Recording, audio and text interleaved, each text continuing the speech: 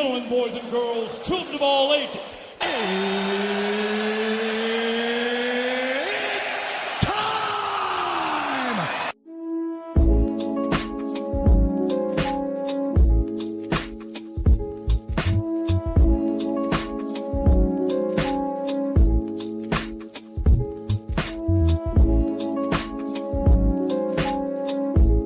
Hello there, everyone. Welcome back to another edition of the My Two Cents podcast, presented by and hosted by G2. I am G2. This is episode 244 of the podcast. And first thing I'd like to ask everyone, or I say ask, how are you doing? I'm hoping that everyone had a great week. If not a great week, a lovely week. If you didn't have that, I hope that this upcoming week will be better for you than your last week. And if you had a great to lovely week, I hope you carry the momentum going into this new week. I say this every Sunday, and I'm going to continue to say this. Please do not stress yourself out. Please do not add so much stress onto your plate. Stress is a silent killer. Stress affects you physically and mentally. And again, I say this every Sunday. Do not add so much to your plate. Only handle what you can handle, because I don't want people to start stressing out. You know, it's almost by this time right now. We're in September. September is, if I'm not mistaken, the 9th month in the year. So, we're rounding out the year, closing out, and what's coming next. People are going to start trying to go and get traveling tickets. If your people's in other states or in other countries, you got people's birthdays coming up. You got people's celebrating different holidays. It's going to be a stressful time right now, or it's going to start ramping up the stress. So please, I want everyone to know, once again, please do not stress out over things that do not matter. Stress out over things that you can't control, and handle the things you can control. If something's out of your control, there's nothing you can do. Just let go of it and just wish for the best. That's all I get to say to anyone right now. All right. So with me saying all of that, now it's time for me to move on to your National Food Days of the week. Today, since we are in September 7th, it is Salami Day, Acorn Squash Day, as well as Beers Lovers Day. So please drink responsibly. You have on September 8th, Date Nut Bread Day, September 9th, Wiener Schnitzel Day, as well as Steak a Pour Day. September 10th, Hot Dog Day. September the 11th, Hot Cross Bun Day. September 12th, Chocolate Milkshake Day. And then to round us out, September 13th, it is Chocolate Day as well as Peanut Day. So on that day, you could make your own little homemade Reese's or Reese's Cup, whatever you want to do with that, because it is Chocolate and Peanut Day. So that's a little fun thing you can do for September 13th. But yeah, that's rounding us out until next week. For the month of September, though, you have National Rice. That's the month for it. National Potato Month. National Mushroom Month, National Honey Month, National Chicken Month, and National Papaya Month. So that's the month of September for you right there. Now, with the food business out of the way, it is now time for me to get into the condolence part of the show. And we only got one condolence that I do have to talk about, and it's Giorgio Armani, the fashion designer, fashion creator. He passed away at the age of 91. I looked into his cause of death. They really don't say what it was. They just said that Giorgio Armani, he was dealing with some illness and decline in health, leading to complications from liver failure and some kind of bronchopneumonia, which is something that affects your lungs. So I have a feeling that his lungs wasn't doing too great. They say that he passed away at his home in Milan on September 4th. So we do want to give condolence to Giorgio Armani. And I don't keep up with too much fashion. I think anybody in my personal life that knows me knows that. But for you to have been a fashion designer, and they said that he owned his fashion house and that it was independent for 50 years, and you raked in $2.7 billion annually, that's no small feat. So I do want to give condolences to Giorgio Armani, and they said that the fashion world will be missing this man. But I think at the age of 91, and with as much influence in the fashion world that he's brought in and dress Hollywood stars, I think it's fair to say that he lived a life, and I think it's okay to go at the age of 91. So again, rest in peace, Giorgio Armani, and again, the fashion world will be missing this man. Now, getting off the condolence piece, now it's time for me to move on into the news that happened this week. And first off, I want to start off with our neighbors in the north, Canada. BBC would write up an article, and they will say, as the title article, "Teen Killed and 7 Injured in Mass Stabbing in Canada." The article will read, "An 18-year-old woman has died and 7 other people have been injured in a mass stabbing at a remote Indigenous community in Canada," police say. The suspect also died in Thursday's attack at a First Nations community in the province of Manitoba, according to the Royal Canadian Mounted Police. The incident took place in Hollowater First Nation, about 124 miles northeast of the city of Winnipeg. Police said the suspect was fleeing the scene when he died in a vehicle collision with a policewoman who was critically injured. The family of one victim said he was awakened in the middle of the night and was stabbed in the torso. Investigators said the woman killed was the sister of the suspect, and that the man was previously known to police. In a news conference, the federal police force said the officers were on site at the Hollowater First Nation and were still going house to house to make sure that the community is safe and also ensuring that there are no other victims. They will also decline to share any suspected motive for the attacks, but they will say the victims were all known to each other in that community. So that's what we know about this incident. The suspect's name was Tyrone Simard. The guy that did this, as I said, he passed away in a car accident or car collision because he was fleeing the scene in a stolen car.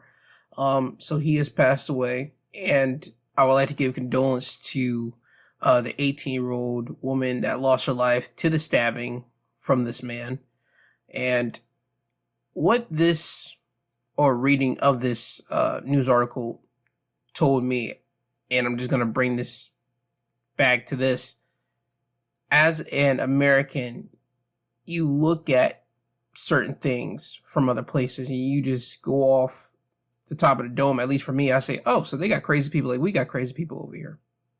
And I say that because as an American, America, we get hit with labels of being the crazy Americans, people that are uncivilized and all of that stuff from other countries.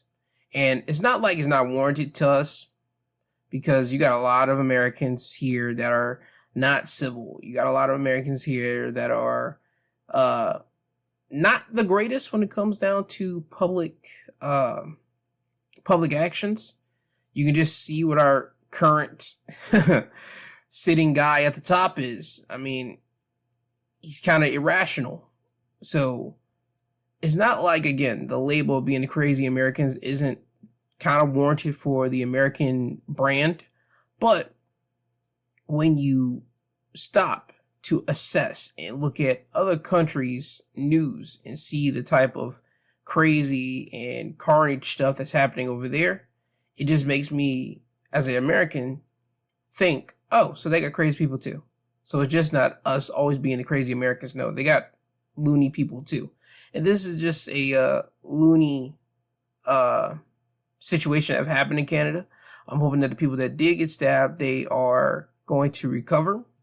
I hope that none of their wounds take them to a horrible place. And what I mean by horrible place, I mean like certain people can get stabbed, they heal up, but that mental trauma never goes away. Or the stab that they got at the moment, it doesn't look that it's bad, but then over time it's going to become worse. That's can happen. I'm hoping none of that happens. I'm hoping that it just like a little stab, they are recovering. I'm hoping that. But the 18-year-old that lost her life, I do feel sorry for her, and I feel sorry for the family of this woman. But yeah, man, just let everyone know, Canada, they got some loony people too. In other countries, they got loony people as well. So just to let everyone know, I had to put that in this episode to let people know of, hey, just because we get labeled as the crazy Americans, best believe other countries they got some crazy stuff going on as well. But again, rest in peace to that woman. Hope everyone over there in Canada that's affected by this comes out of this on the other side better. So that's all I can ask for this. But yeah, moving off of that, I want to move over into the United States over here, and I want to talk about a Hyundai plant that got hit by immigration agents, and they arrested hundreds of people, but they would say mostly Koreans. Reuters will write up an article about it. They say hundreds of workers at a Hyundai motor car battery facility under construction in Georgia were detained and arraigned by U.S. authorities on Thursday, stopping work on a plant that is one of the Koreans' automakers' major investments in the U.S. About 475 workers, most of whom were South Korean nationals, were arrested, according to U.S. immigration officials, the largest single-site enforcement operation in the U.S. Department of Homeland Security history. President Donald Trump's administration has been escalating a crackdown on immigrants, disrupting businesses around the country, even as the White House has encouraged more inflows from foreign investors. The arrests could exacerbate tensions between Washington and Seoul, a key ally and investor in the U.S. The countries have been at odds over the details of a trade deal that includes $350 billion of investments. At a summit last month, South Korea pledged $150 billion in U.S. investments, including 26 billion from Hyundai Motor. Homeland Security officials said the workers arrested at the Georgia site were barred from working in the U.S. after crossing the border illegally or overstaying visas. The investigation took place over several months. Stephen Shack, special agent in charge of investigations for Georgia, said during a press briefing. So I just feel they're just doing this to kind of piss off South Korea, and I don't think that's great. I don't think that's great at all. You arrested about 475 South Korean nationals. I mean, they said that the Korean media put the number of their people around roughly 300 people, not 475, but still, it's a big number, bro. I just feel that this is just a way to just kind of piss off someone, and I don't think that's a great thing to do. I mean, if you already are having a deal or you're even in negotiations with this country, arresting their people that are here, that are working for one of their automotive plants over here, it's not a smart move. I don't know what that accomplishes. I hope that whoever is in charge of this operation gets a talking to from the people at the top, because I think this is someone that's put a little bit too much dip on their chip. If they were supposed to go in there and handle some type of business, I think 475 was a lot to take. Even if they say they came over here illegally or their work visas got expired, dog, stop. You know why they're here. You know what they're doing. You could have took a smaller number than 475 or 300 people. You could have took a smaller amount. That's a lot. 475, 300, it doesn't matter. That's a big amount of number. 100 people, I think, would have been fine to kind of get at South Korea and say, hey, we need to hurry up and make this deal together. We need to hurry up and, get everything right. But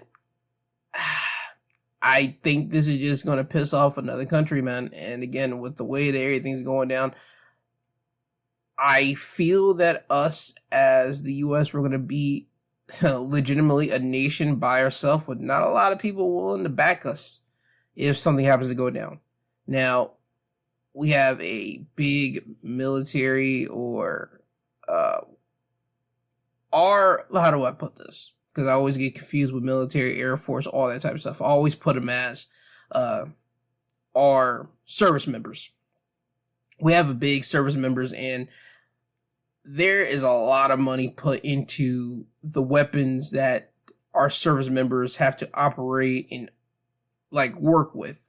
So I'm not too afraid if America happens to get into a quote unquote war with another country. Do I want it to happen? God, no. I don't want no war to ever happen, because I think that a lot of things can easily be solved with two of your top leaders or your faces of a country talking it out and getting everything right for their people that they're supposed to be looking after instead of going to war. But if push comes to shove, and it has happened, I'm not afraid of our service members. I am worried for the service members' families and friends that are here that will be praying for their safe return, and anything can happen to them if anything does decide to go down. But realistically, with as much money and weapons the Americans have when it comes down to wartime, I'm not too truly afraid. But I just don't want us to go to war. I don't want none that cause any future tensions with other countries. And again, doing this and arresting a lot of South Korean workers here, it just seems dumb. And there was some type of report saying that there might be like someone from the South Korean government might have to come over here to speak to someone about this. I'm not certain that report is true or not, but with the Korean media covering this, I would give some leeway to it and say I can expect probably on Monday there's probably going to be someone from South Korea, probably be over here in the States, probably trying to talk to someone about this to get this stuff rectified. But we'll wait and see what happens here. Hopefully, again, nothing happens. That's all I am hoping for. But I had to bring this up because, dude, that's a lot of people to be wrangling up, man. And when you think about Homeland Security, with their immigration stuff, you always think of the Hispanic community. You don't ever think of any other community besides the Hispanic community. So for this to be a topic in the United States, for this to make news waves in the United States, there's something more at play. And again, I'm hoping that someone from South Korea's government does come over to the United States, does talk to someone and get this stuff figured out. And I do want to state this. I hope there is no war that is bubbling under the surface. That's what I am hoping for. So with that being said, now it's time for me to move off of this and go on into the Donald Trump, Jeffrey Epstein stuff. And I'm going to say this again. Anytime I talk about Donald Trump or his administration, I'm going to have to say this every single time. This podcast is not to push any type of agenda, whether it be Democratic agenda or Republican agenda. I am in neither party. I do not care about either party. I think that politicians, and more specifically the people at the top, are just doing a lot of stuff for smoke and mirrors for the public. That's how I personally feel. But again, I have to say that because, again, I don't want people to think that I'm pushing something on this podcast. For the love of God, I'm not. Anywho, this week, Trump is really starting to get tired of the whole Jeffrey Epstein stuff. He's really tired of it. Trump would say on Friday that the Justice Department has done its job in releasing records for the Jeffrey Epstein's case, and it's time to end the push for more transparency. On a Truth Social post, Trump was saying that the Justice Department has done its job. They have given everything requested of them. It's time to end the Democratic Epstein hoax and give the Republicans credit for the great, even legendary job they are doing. Trump said Democrats knew everything there was to know about Epstein, but now, years after his death, they, out of nowhere, are seemingly to show such love and heartfelt concern for his victims. Does anybody really believe that? So that's what Trump will say on his Truth Social post. ABC would write up an article about this. They would say that the Democrats and the Republicans are trying to get Trump's administration to release more Epstein documents. Several Republican members of Congress have been outspoken in calling for that. They will list off the representatives for Kentucky, Colorado, South Carolina, Georgia, California, have been circulating a discharge petition that will force a floor vote in the House to require the Justice Department to hand over the documents to Congress. The petition needs 218 signatures to pass, and the group expressed confidence this week that it will secure them by the end of September. Continuing on, they said the Justice Department has only turned over about 1/3 of the Epstein files to the House Oversight Committee. The files total about 100,000 pages, and the panel has said it obtained more than 33,000 pages and were expecting to get more, but didn't indicate when. The committee on Tuesday released 33,295 pages of records, many of which were already public. At a press conference on Capitol Hill on Wednesday, several victims spoke about the sexual abuse they suffered while working for Epstein. One of the accusers, Shantae Davis, said of Epstein, his biggest brag forever was that he was very good friends with Donald Trump. Davis said he had an 8x10 framed photo of him and his desk with two of them, like they were very close. In response, Trump told reporters in the Oval Office that day, "This is a Democrat hoax that never ends. I understand we've given thousands of pages of files, and I know that no matter what you do, it's going to keep going. Really, I think it's enough." Here's my thoughts on this. It's never going to end. He's right. It's never going to end on the Epstein file until you give them the Epstein list, which again, it's never going to happen. I'm sorry. Had to get a laugh on that, a chuckle. It's never going to happen, man. When I hear now the Epstein list or anything with Jeffrey Epstein stuff now, it is what it is, all right?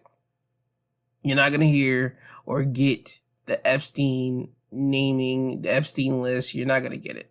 Now, the victims are saying that they're going to take the matters into their own hands. They're going to try to release some of the names of the people that Epstein was close with and was at the Epstein Island and possibly did do things there.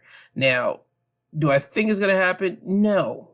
I think this is them talking. I think this is them just trying to put fear out into the world and also put fear out to the people that was at this island and that possibly, maybe, and maybe did not do something at the Epstein Island. But if your name is associated with that and there happens to be any type of photos that could be released, you probably want to get ahead of that. So I think the women did this for many reasons. One reason could be, one, they want to get their truth out because they don't want it not to be told. Two, certain women could possibly be looking for a money grab and say this person was there, and if that person's name happens to be hit on the list that they are making, their reputation could be put in shambles. But again, nobody ever knows. So it's going to be real interesting for the Epstein victims. And again, I want to use that not just loosely, but skeptical, because you don't know with the women who were victims, who weren't. And again, I don't always want to be clear with this. I don't want to put any type of disrespect on any of the women that did face any type of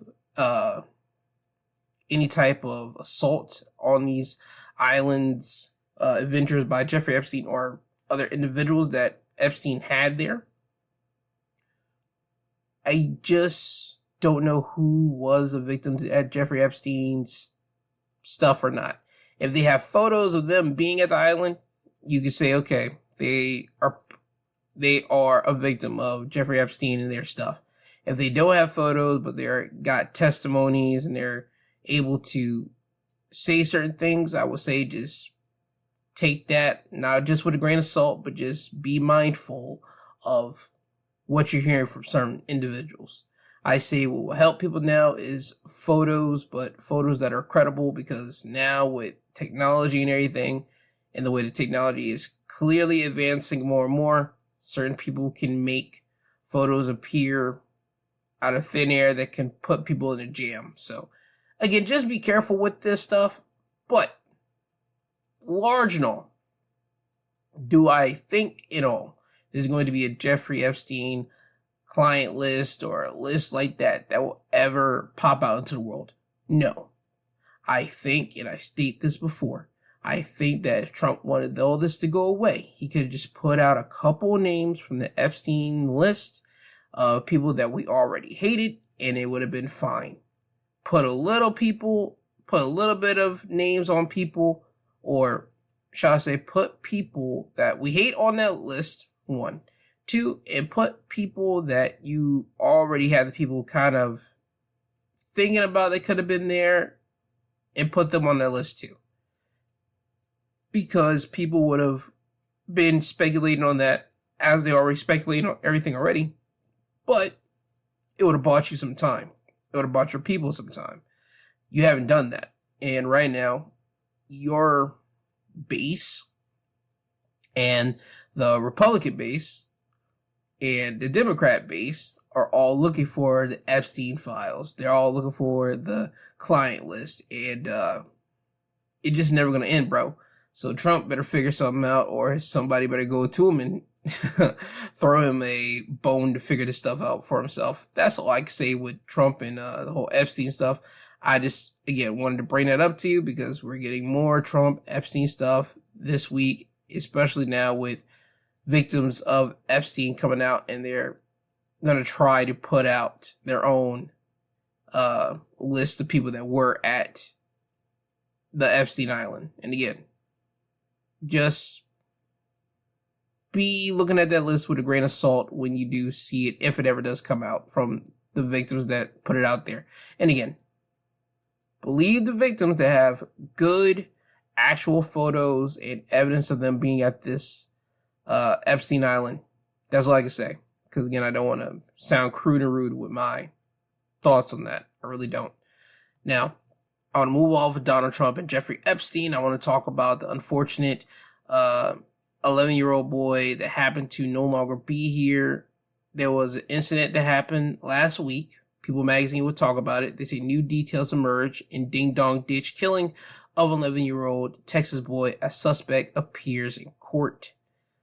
New details emerge about the fatal shooting of 11-year-old Julian Guzman after suspect Gonzalo Leo Jr. had his first hearing in court. Leo appeared in front of the judge on Wednesday. The 42-year-old suspect is accused of fatally shooting Julian in the back on Saturday, August 30th, after he and his cousin knocked on the door of his home in Houston and ran away. The preteen died in the hospital the following day. During the hearing, the judge set a $1 million bond, with ABC reporting that the judge referred the possibility that Leo could face more serious charges as the investigation continues to unfold. That includes the possibility of him being charged with capital murder.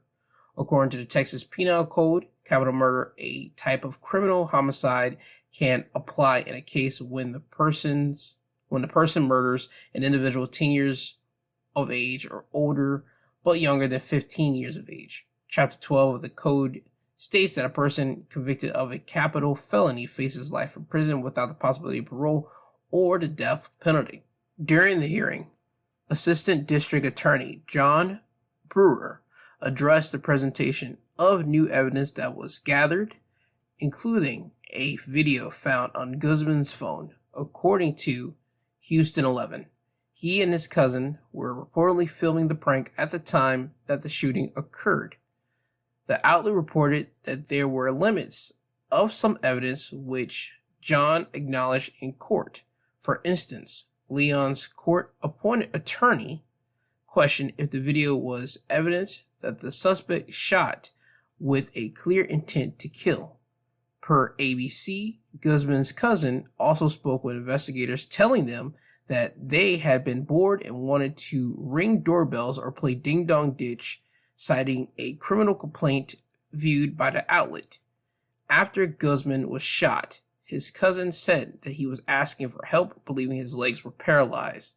As he called out for help, he said that Leon slowly walked back to the blue house. According to reporting, police alleged that Leon fired 2 shots after Guzman and his cousin knocked on his door 3 times. The first shot was directed at the ground. However, after the warning shot, a second shot hit Guzman in the back. Discussing the possibility of more charges while in court, John said there's always an opportunity to upgrade a case if the evidence warrants it. So they're going to constantly look more into it to see about the situation. But here's my easy thought on this. If you are, let's say, the victim of someone doing a ding-dong ditch, someone knocking on your door and then doing the runaway thing, you can just look outside your window to see if that's someone there. That's probably my best guess for a lot of individuals. Just peek out the side of your window or your door, or with modern technology now, and a lot of people have the Ring cameras, or you might have a Google Home camera. Just check out of your Google Home video or Ring camera video. I would say that.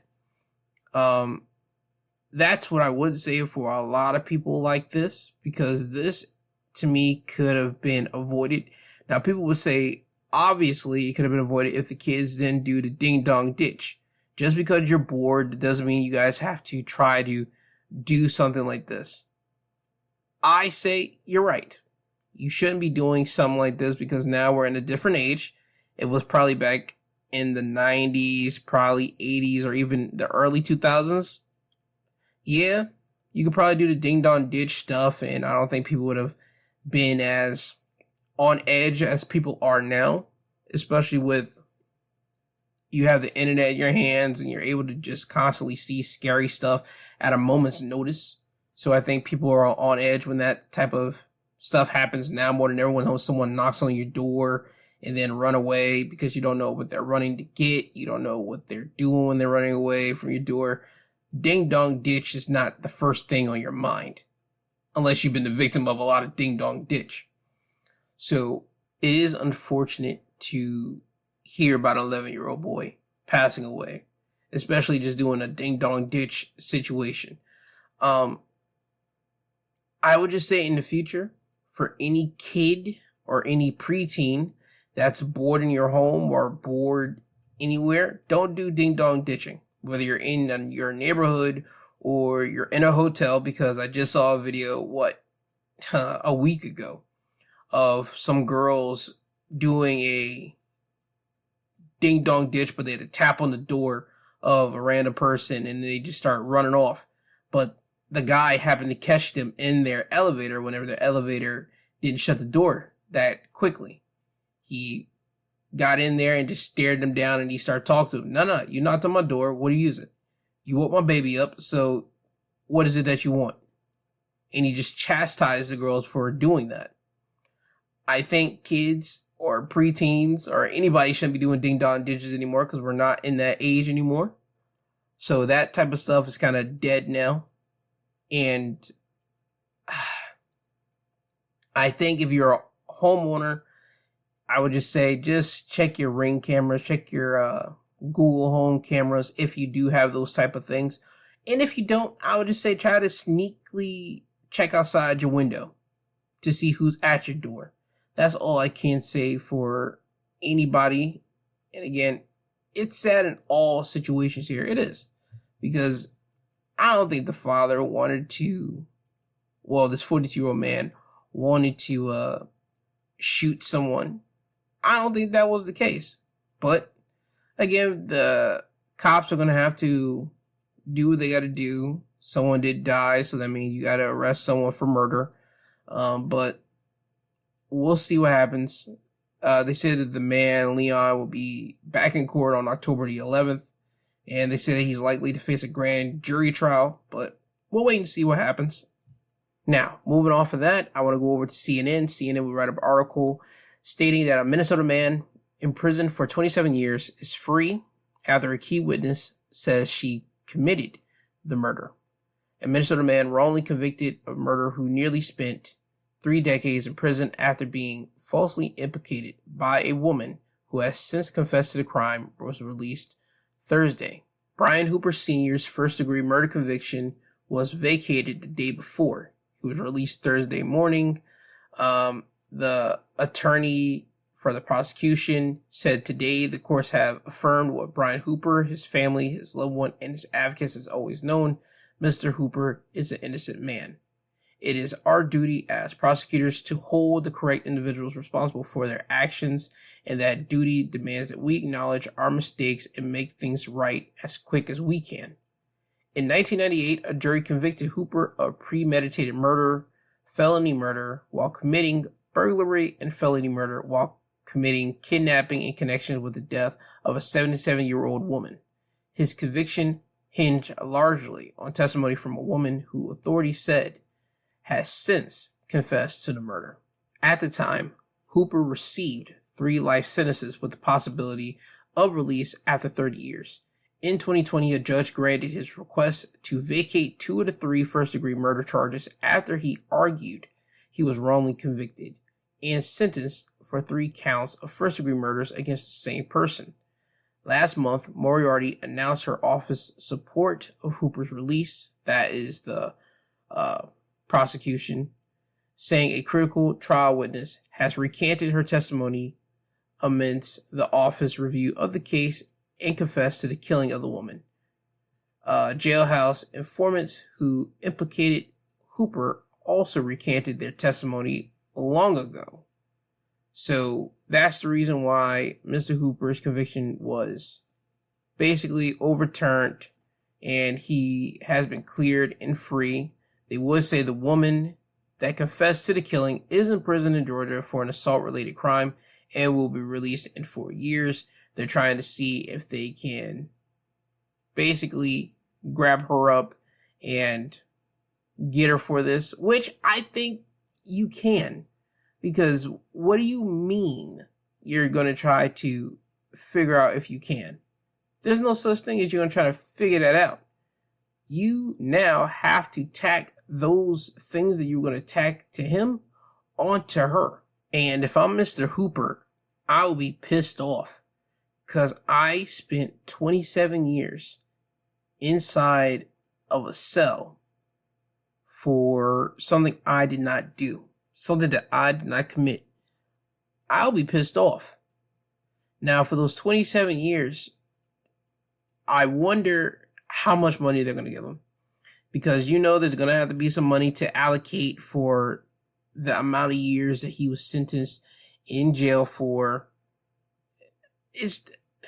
The money is never ever going to be able to match all that time that you lost. Because that's the one thing you can never ever gain back in this life. It's time. Because if people can gain back time, they would do that in a heartbeat. I think billionaires would give up all their money to gain back time. Because if they gain back time, guess what? The only thing they can do is just give up their money, regain the time back, and then just make more money again, and then just continue the cycle for them because they want to continue to live. Whenever you happen to stay inside of a jail cell or inside of a institution like that for something that you did not do, and you're there for a exorbitant amount of time, and you didn't do what they're saying that you did, there's no way you can't feel anger in your mind and in your soul and in your body a lot of the time. Because if you got people out here in the free world that's able to be pissed off at the little things, and they can easily go back home and go in their bed or eat food at the time that they want, something that they can cook if they want, something that they can just make a PB&J if they want, things that's inside their home. And they can be pissed off at other people, but they still be able to sleep in their own bed and do things freely. But they're pissed off out here in the free world. Imagine the people that's inside these institutions that were sentenced there. They have to deal with other people that are there, that were sentenced there, that you don't know how they are acting, how they will react with things, and their attitude, their emotional situations. You have to deal with their anger, you have to deal with your anger, you have to deal with people telling you when to get up, people telling you when to wash up, people telling you it's time for you to eat, and you have to deal with whatever they want to give you to eat. That's anger. I don't think people understand what that type of anger is until you're in that type of environment. And the only people that can really tell you this type of stuff is people that have been on the inside. Thankfully, I've never been on the inside, and I hope to never be on the inside, because I wouldn't know how to deal with other people's attitude trying to get in my face. I wouldn't know how to deal with that. Especially when you know you didn't commit the crime and you're there for this, and you've been there for years on top of years. That's insane to me.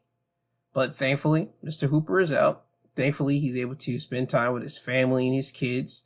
And, yeah, man, it's a shame that he spent 27 years inside of a prison cell when he didn't commit the crime for this. It's nasty.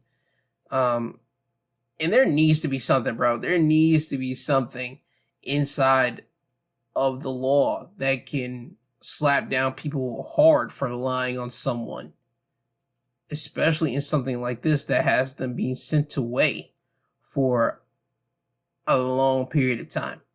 Even if you're sent away for 5 years off of someone's lie, dog, there needs to be something there that hits the liar harder whenever they're turns out to be a liar.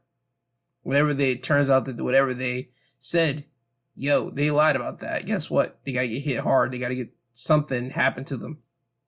And again, it's just nasty to me. But I am glad that Mr. Brian Hooper is out. And I would just like to know this man's mindset. How he looks at the free world now compared to whenever he was out last. That's always an interesting thought process to kind of have. Because you got to think about it now. Talk to your mom and dad. Ask them about how times were when they were growing up. And compare it now to the times in which you're growing up or your kids are growing up. Their grandkids are growing up. Everything changes every decade. And this man has been away for almost 3 decades. So he's having a real culture shock right now. I'm hoping someone, whether it be a CNN, NBC, ABC, somebody, talks to him and gets his mindset on how he's adjusting to the new world now that he's out, and what's been like the biggest culture shock for him. That I think is interesting, and I think that needs to be like a series for like A&E or something like that. People getting out after spending a long period of time in prison, whether they're guilty of what they did or they didn't do it and they had to get their sentence vacated and expunged. Still, the culture shock when they come out, I would love for someone to create a series and follow these people. There probably is one, but I'm not certain of it. But again, congratulations to Brian Hooper. He's out. And yeah, people that lie about these type of stuff and they did the crime themselves, they gotta get hit with that. They gotta get hit with that type of punishment. And I'm hoping that woman does. Because again, she's in Georgia right now. They said she'll be released in another 4 years because she's in there for an assault-related crime. Nah, you gotta tack those years that he was gonna eat onto her now because she confessed to it. So that's just the way I feel about that. Now, next things up, the Independent will write up an article about a paralyzed teenager awarded $12.4 million after falling from Colorado resort chairlift and landmark case. A Colorado jury awarded a woman $12.4 million in damages in a landmark case after she fell from a ski lift at a mountain resort when she was 16. Annie Miller and her family sued Valley Resorts after she fell 30 feet from the Paradise Express lift at the company's Crescent Butte Mountain Resort, or as they like to call it, the Butte Mountain Resort, in March 2022. The fall shattered one of her vertebrae, paralyzing her and leaving her unable to walk. The Colorado Sun reports a jury partially sided with Miller on Friday after a lengthy legal battle spanning several years in multiple courtrooms. Miller, now 20, is currently a junior at the University of Tulsa studying music and psychology. So she now gets $12.4 million. That, I feel, still not a lot of money, because whenever you lose something that was attached to your body, that affects your body, again, I don't think money's ever going to really help it. I mean, $12.4 million, that's a nice solid piece of cash, but ask her whether she have that money or whether she would like to be able to walk again. She's going to be taking the walking measure again. Because again, now she has to more than likely probably be in a wheelchair. I'm not going to say that she is or isn't, but when you hear that someone can't walk, you always think of wheelchair. So that's why I say that. So if she's not, pardon my ignorance. But giving her $12.4 million, yes, that is a solid piece of cash. But again, I stated, if you give her the ability to say, we can give you this money or we can give you the ability to walk, which one would you choose? She would pick the ability to walk. So again, 12.4 is cool, but it just doesn't, to me, I don't think it hits the same way as, oh, you lost your ability to walk hits. You know what I mean? Or you'll be able to get your ability to walk again if we do this instead of the money. You know what I mean? But I have never been on any of those chairlifts. I've never ever been skiing in my life. I am definitely afraid of heights, so I just don't know how people be getting on those type of things voluntarily.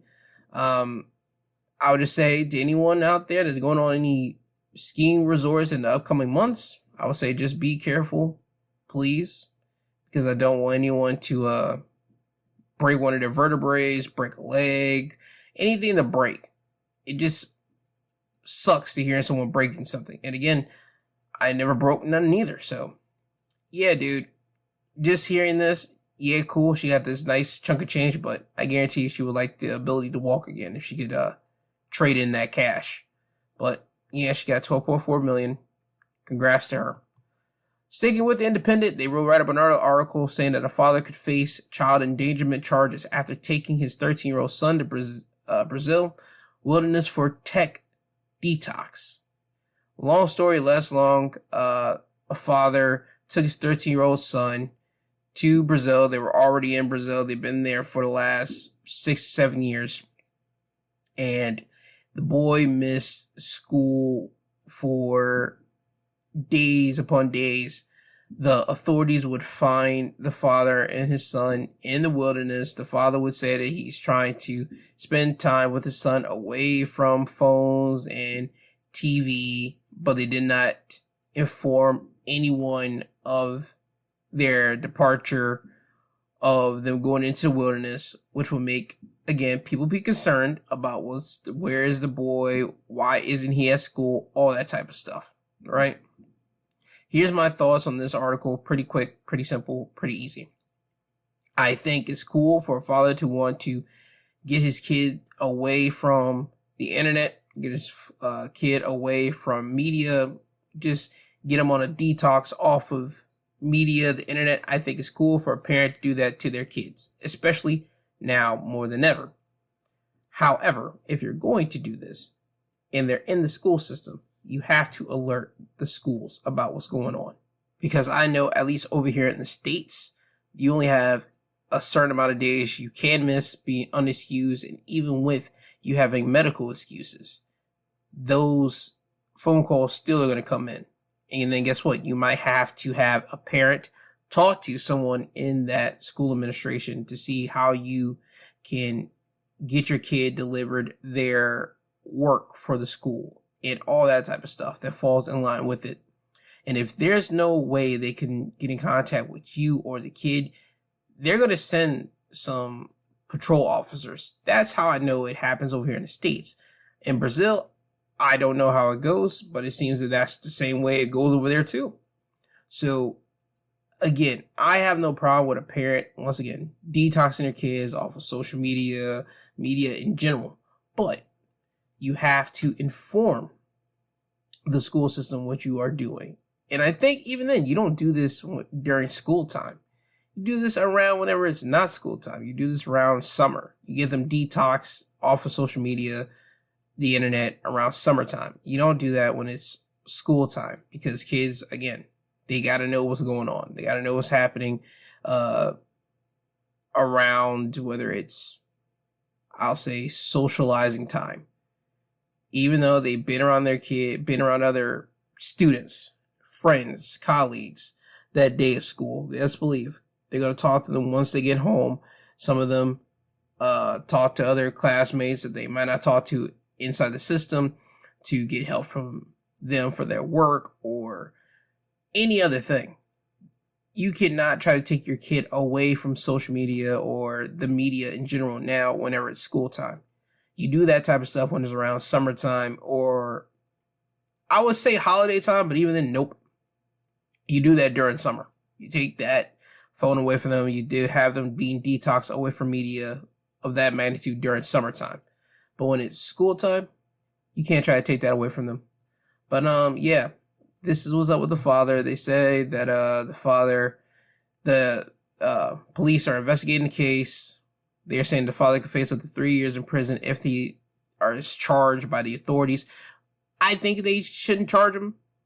Don't charge him with anything, because if you saw the boy being bruised up or something like that, then I'll say, yeah, you could charge him then. But nothing in the article said anything about the boy being bruised up when the officers found the son and father.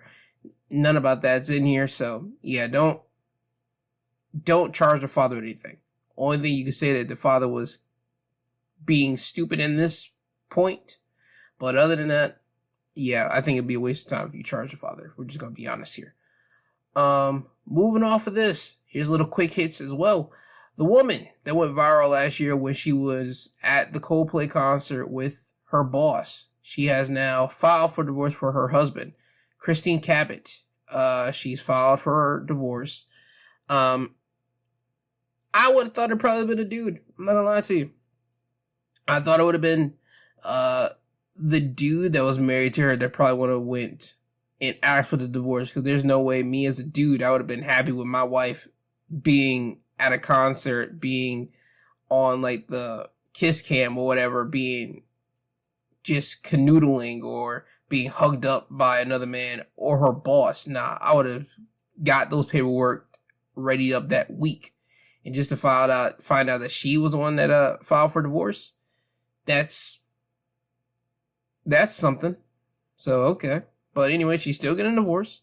Right now, there's no information on the former astronomer CEO, Andy Byron. That was the dude in that viral video, about him and his marriage at all. There's no type of thing saying that there's divorce going on between him and his wife. Who knows? There probably was one already. They probably are separated, whoever the case may be. Only thing you know is the woman in this instance, she has been set to divorce her dude. So it is what it is. But again, let this be a lesson to everyone too. If you are going to cheat, and I suggest you do not cheat, by the way, but if you do not go to a freaking concert or a sporting event, because those things are now off limits because of social media. They are recording you. You'll be on someone's feed, even if you think that you're safe. No, you're not safe. You're always being looked at. Always have that in mind. So again, don't do it. Do not do it. Please, God, don't do it. Now, moving off of that, another quick hit that I want to talk about, Mike Tyson, Floyd Mayweather. It has been announced that they will be doing an exhibition boxing type matchup in 2026. You know what? This is just another trend for boxers. I hope it continues on for the boxers that are in good shape and they just want to get in the ring and just do a little something, because there is no reason Mike Tyson and Floyd Mayweather should be having an exhibition little joust with one another in 2026. I mean, they're not going to really do any physical damage to one another. I think this is just going to be a thing for people just to watch something for whenever they're bored. I can see them doing this around summertime because you need people to look at something during the summer. I'm not certain if the Olympics are happening in the summer of 2026. I'm not certain, because if that's happening during that time, is not a good time for that because people will be having their eyes on the Olympics. So let's just say people are speculating probably springtime. So let's go with that. Probably say spring or next fall. I can see that happening. Right? But Mike Tyson, Floyd Mayweather, I'm not too bothered by this. I mean, let them get paid. If someone's willing to have these two boxers go out there and just do an exhibition little joust with one another, and the two boxers are cool with it and they get paid handsomely, I'll say let them. But as the viewing audience, just let it be known that this is not something serious. Don't expect Mike Tyson or Floyd Mayweather to try to go serious in their little sparring, little exhibition joust, all right? Don't expect that. This is just the new wave for boxing now. Because what? I forgot to mention this. Gervonta Davis, a.k.a. Tank, is supposed to be going against Jake Paul sometime soon.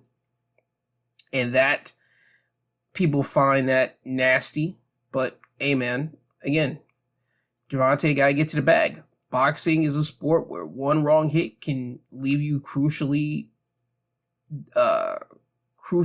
not the same, or, in the worst case scenario, dead.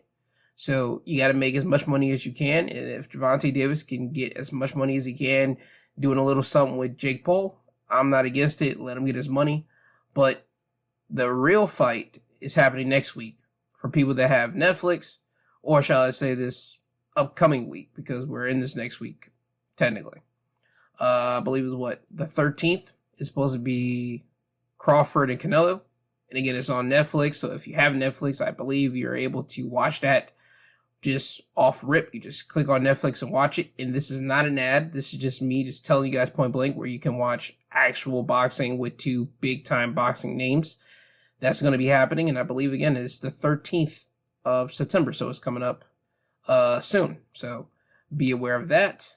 Is there anything else I do want to make mention of? Oh, yes. I would like to say this. I did not know of Michael Irvin taking care of his wife. Michael Irvin was on Club Shay Shay this week. I haven't watched the interview all the way. I've seen bits and pieces on social media. But People Magazine did an article about Michael Irvin being on that podcast and talking about how he has been taking care of his wife after she has early onset Alzheimer's. And he said that they've been dealing with this for about 10 years. And I just would like to say, if you could just give a prayer to people that are dealing with people that have Alzheimer's, dementia, the family members that are taking care of the people that are doing this. Michael Irvin is doing this with his wife. Bruce Willis's wife is doing this with Bruce Willis. And there's multiple other people that are probably dealing with this that are in the Hollywood field, sporting field, but they don't want to say nothing about it. But there's regular people, 9-to-5ers, that are dealing with this stuff as well. So just give your love and support to everyone that's dealing with something, because everybody's dealing with something. Every family is dealing with something. And again, I'm going to watch that interview with Michael Irvin and Shannon Sharp. I did see a lot of laughs from that podcast, but just reading about Michael Irvin, and he talks about how he isn't going to put his wife in no type of facility. She wants to be in her house. He says that she's earned to be in her house. She's deserved to be in her home. She's never going to be in no type of facility. And how he has to keep a nurse 24-hour all time for her. Again, there's a lot of things to just work out and work through with you got someone that has Alzheimer's and dementia, all that. But again, that just shows dedication to who you love, because a lot of people would have put their loved one inside of a facility, because when you're dealing with someone with Alzheimer's or dementia, that is a devastating thing to see someone that you knew at one point having all their faculties, but now they're starting to slowly drift away from you. That has to be hard. That has to be hard on individuals. But again, I don't mean to end this show on a down. I just wanted to just throw that out there. Just say, show your love and your support to everyone that's dealing with family members, that's dealing with people that's in a difficult condition. And just try to be kind and genuine to everyone that you do come across with. Because again, you don't know what they're dealing with, all right? So, with all that being said, it is now time for me to get you guys out of here. I would like to thank all the podcasting sites for having me on here, whether it be Apple, Amazon, Google, Podbean, Spotify, iHeart. I would like to thank all the podcasting sites because without them, I wouldn't be able to get this podcast out to you guys, the downloaders and listeners. So I'd like to thank them. But I would also like to thank you guys, the downloaders and listeners, because without you guys, I wouldn't be able to see where this podcast is going to. I see from different countries, it's reaching different people. And again, for someone like myself, a guy that just did this because he had a lot of thoughts and opinions on a lot of different things and just had to get it out of his head, and just to see it just reach other people, whether they're in the United States and outside of the United States, it's always something when you see the analytics for it. But I want to say thank you for everyone for downloading the podcast, wherever you are, whether you're inside your house, inside your car, listening to your headphones, listening to it in the gym, or listening to it on your way to work or anything like that. I greatly appreciate it. Now, with that being said, always remember, I love you, I love you, I love you. I love you, I love you, I love you. I truly do mean that. That is not a gimmick. I really do love you all. And again, I appreciate you guys for everything you have done. And I sincerely mean it. I do love every single one of you guys. With that being said, I want everyone to have a great and lovely week. You'll hear from me again on my Wednesday episode, the Midweek Breakdown episode. If you care about professional wrestling, I talk about that on my Thursday and Saturday episodes. Thursdays more me talk about any and everything in the world of professional wrestling on Thursdays, while my Saturday episodes are me highlighting things that happened throughout the week of professional wrestling on the wrestling programs that happened on your television shows. Sundays, as you know, because you're listening to it, I'd come back to talk to you guys about everything that happened in the news, cover some of the big highlights, some of the big news topics that happened, and give my opinion on those. So that's in this coming week. So I just want everyone to have a great week. You'll hear from me again soon. So once again, this has been the My 2 Cents podcast, presented by and hosted by G2. He is I and I am him. This isn't goodbye. This is until you hear from the sweet sounding voice again. And with that said, Kanye, could you please take these people home? I'm tired, you tired, Jesus wept.